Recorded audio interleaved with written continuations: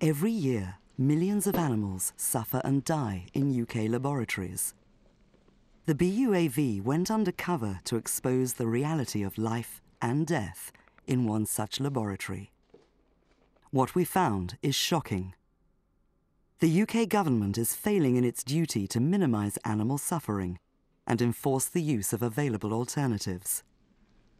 Our research has also uncovered a loophole in the law which allows animals to continue to suffer dreadfully in tests for a product that, although licensed for medical use, could very well end up being used, quite legally, for cosmetic purposes. Despite a UK and EU ban on the use of animals for cosmetic testing, the reality is that tens of thousands of animals continue to be subjected to appalling suffering and often a very painful death, largely for the sake of human vanity. Here at Wickham Laboratories, horrific poisoning tests, the archaic LD50, take place on hundreds of mice every week for a product called Dysport, which contains botulinum toxin, or botox. Dysport is manufactured by Ipsen and licensed in the UK for the treatment of some relatively rare medical conditions. Dysport is one of a group of products commonly referred to as botox. Botox is now very often also used for cosmetic purposes, as a temporary treatment for facial wrinkles and lines.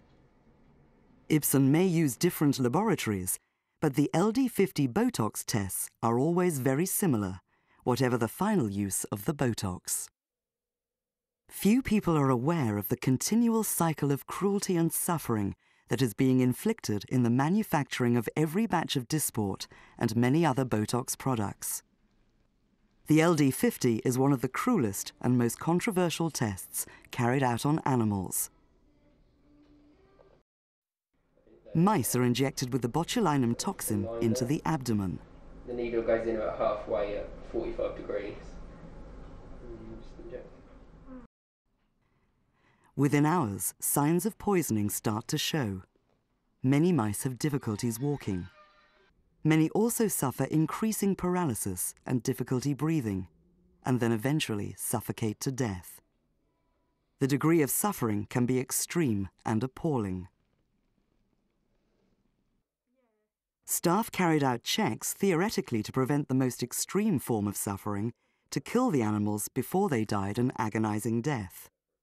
But for a great many animals, they arrived too late, as time and time again, dead animals were found in the cages. Any mouse considered unlikely to survive was taken out into the corridor and crudely killed on the floor, using a ballpoint pen to break the neck. New staff were trained to break necks on these extremely sick mice. I definitely broke her. Yeah, I definitely broke her back with a few years ago. Shockingly, the backs of mice were sometimes broken instead of the necks, resulting in excruciating pain for the animals. Here, one member of staff failed to kill some of these mice by breaking their necks, and they can be seen writhing in agony.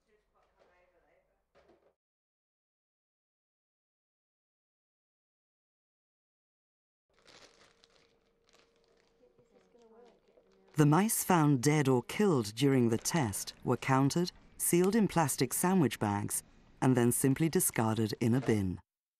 Those still alive at the end of the test were killed in this gas chamber.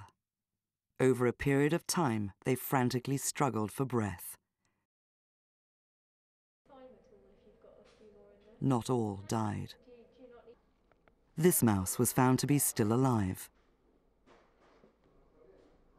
The UK government is failing in its legal obligation to enforce the use of alternatives where they exist, and to ensure that, if animals are used, then it should be the minimum number and with the minimum amount of suffering. There are alternatives to the tests shown here that do not use live animals, and it is outrageous that they are not being used.